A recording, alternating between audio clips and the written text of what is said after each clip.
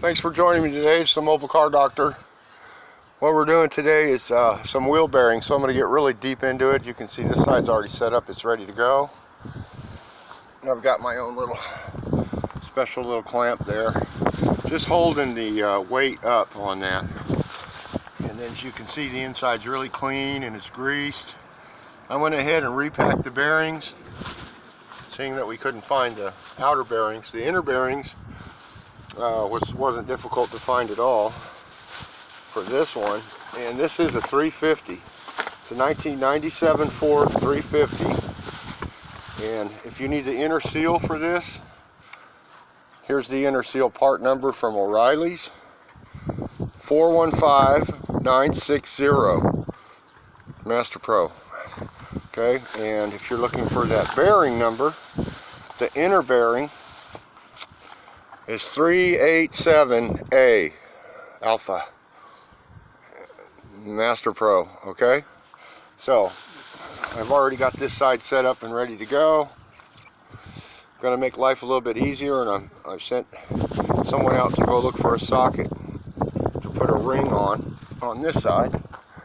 But these are really good heavy-duty trucks. Really super nice one here. It's been kept in really nice shape. This is a f-350 XLT right there. And before I get involved with this, which I did already, the only couple of things you have to do is this sits in there like that. You get a screwdriver and pry back on that gently. It'll pop out this way. And before that, you've got this cap piece. It just has 3 screws in it. Now these little screws are going to be, let's look for it.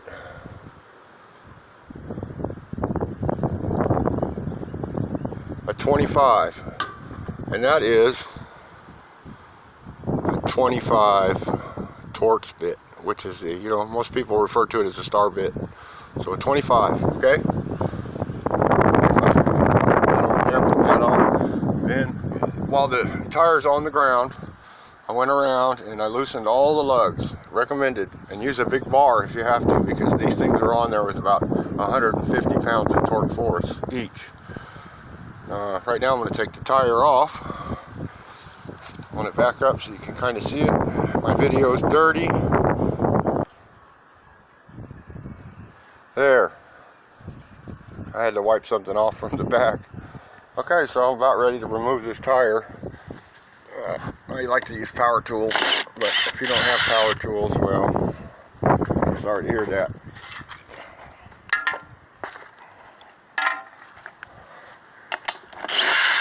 Ford thought of everything, see?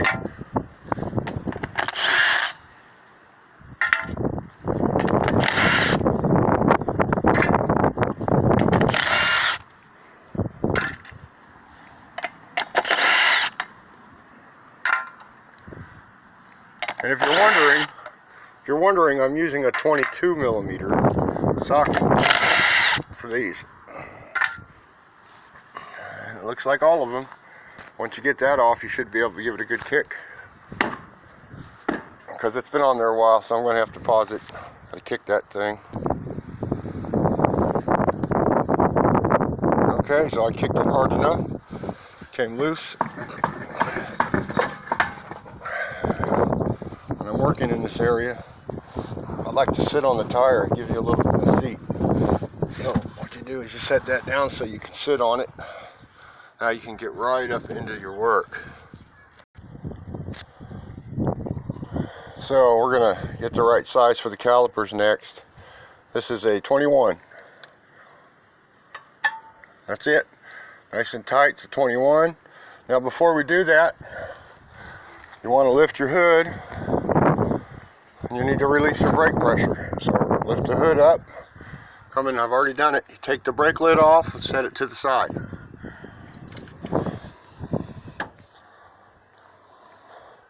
Then you grab this is a dual caliper, so you're going to need 2 big screwdrivers. So I'm going to have to let my hands go here for a minute. Let's see what I got. I'll get 2 good prying screwdrivers to work with.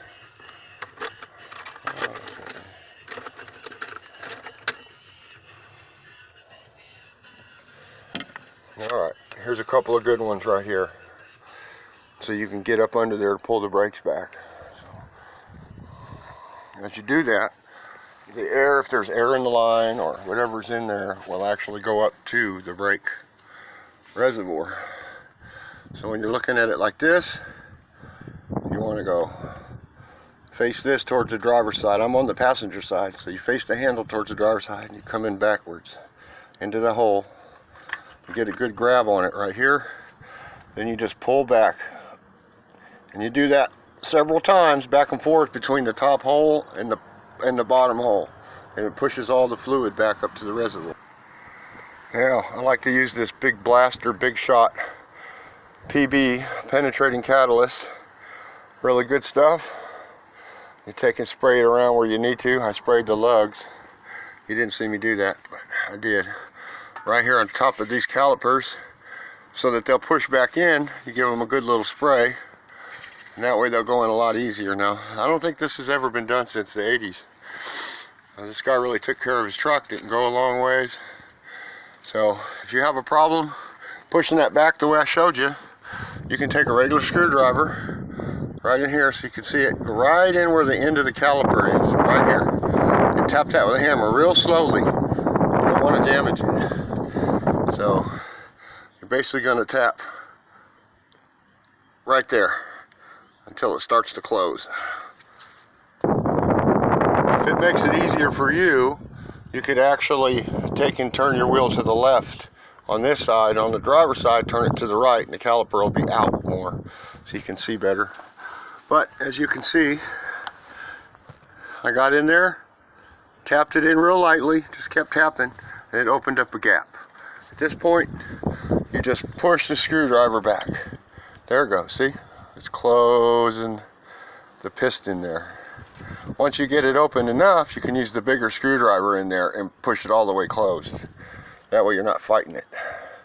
So just keep going back and forth. See, I'm pulling, pushing. Now there should be a giant gap.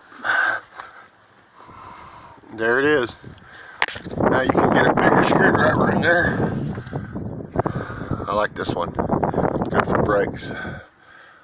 Get a bigger screwdriver right in there, and you can watch the caliper. I'll give you a good bird's eye view. So I'm pulling back, it's pushing it in. There it goes. Try to get in as deep as you can with that. There it goes. And as I'm doing this, believe it or not, it's coming out the top where the reservoir is, because the reservoir was full. There we go.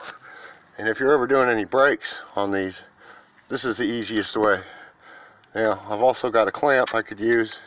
I can do it that way, but I like to do this because I could use the truck itself to get that back. Okay, I'm going to do both sides, get right back with you.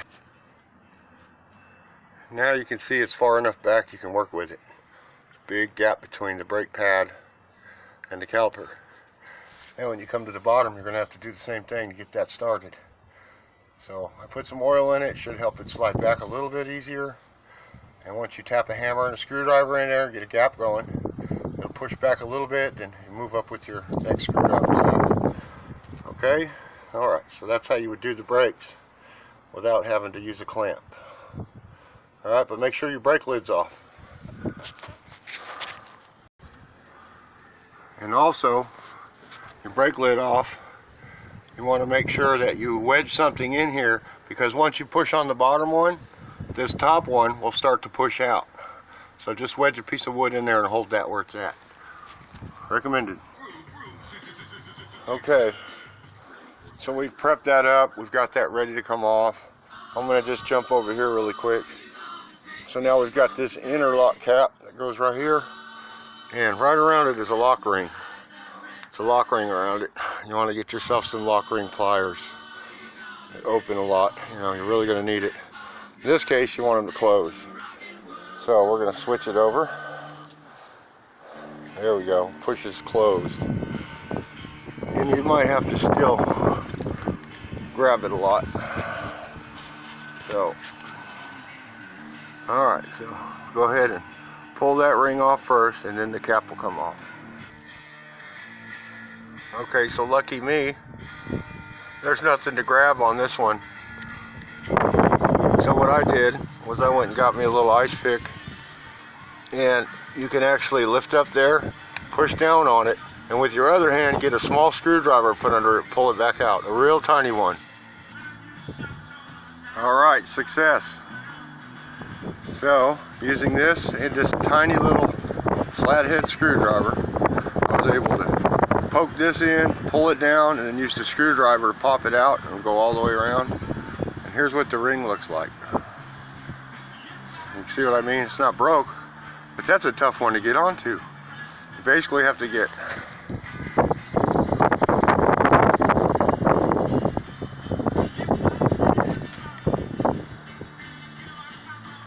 right under there and push down that way, and then put a screwdriver right here and pop it the rest of the way out. Then you can pull this off. Alright, there's a handy little tools. When you pull this off, you're going to see it comes out with these little gear deals on it. They fit in the front, and then you've got these 3 engaging teeth on here. Just pay attention when you're putting it on and taking it off. If you look inside, you can see there's little areas where those teeth will go on and it'll slide straight, and then these 3 little arms right here will go in them little holes in the back. So there's another lock ring there. So we're going to take that lock ring out next, right up there. I'll just set that to the side. If you keep everything in order, then you'll know what goes next. It's not really too bad, y'all.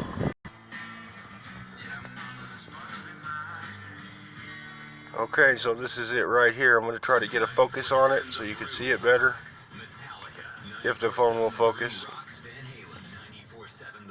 There we go. See the 2 little holes?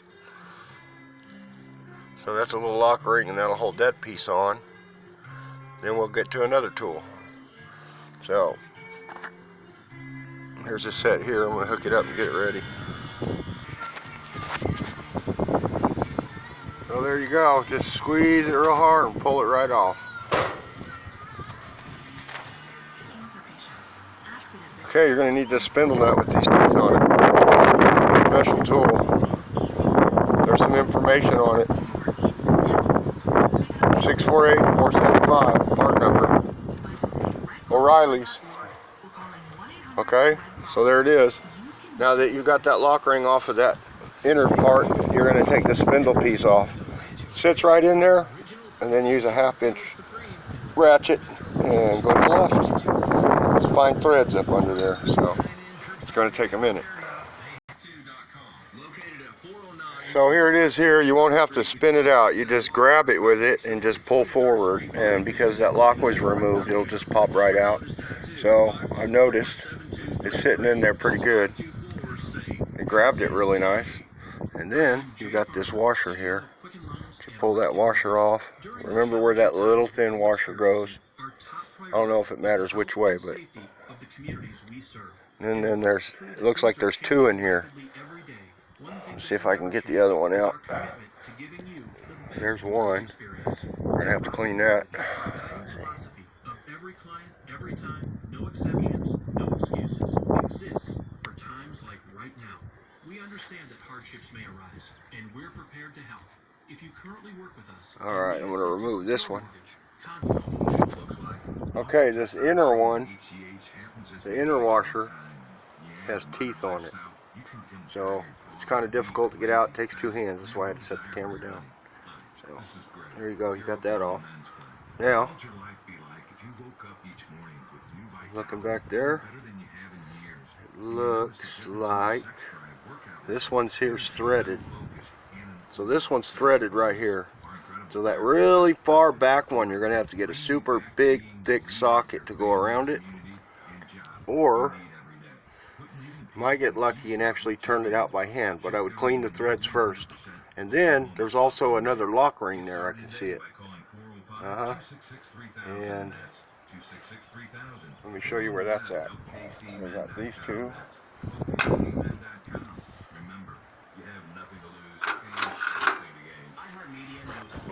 It's kind of hard to see unless you're looking. So here it is right here, right down in this groove, and it just sits there. See it? So we got to figure out how to pull that out. Let's see.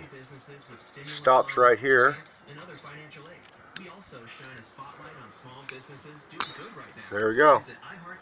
Pop it out from the bottom and it pops right off. Just take your poker and pull back on it right there. Alright. Now I'm on the passenger side, and this moon will fit on to the right, not to the left. Remember, to the right. Came off to the right. Now if I have any questions, I'll go back and look at my video. Okay, now that that's off, we're going to try to turn that back one. Okay, now I'm going to have to go hands-free. This piece back here on the outer part is threaded on. See all the little holes? Yeah, it's a huge thread ring. And what we're going to do is take that off. I'm waiting for a tool right now. You can't really see it, but there's a giant thin socket or a pipe or something that'll go in there. And if we're lucky, the customer will come back with it and say, here you go, here it is. And then my life will be easier, because the other side took a lot of tapping to get that thing to go in a circle. And this one's not moving. So the other one wasn't moving, but you want to, I was tapping on the other one right here. These are actually threads. That's a thread. That's a thread. That's a thread. That's a thread. I was tapping right here to get it started. Just tap. Goes to the left. It's fine threaded. So I'll probably start on it and see if it'll tap out easy after I clean the threads. Clean the threads first. Brake cleaner works good.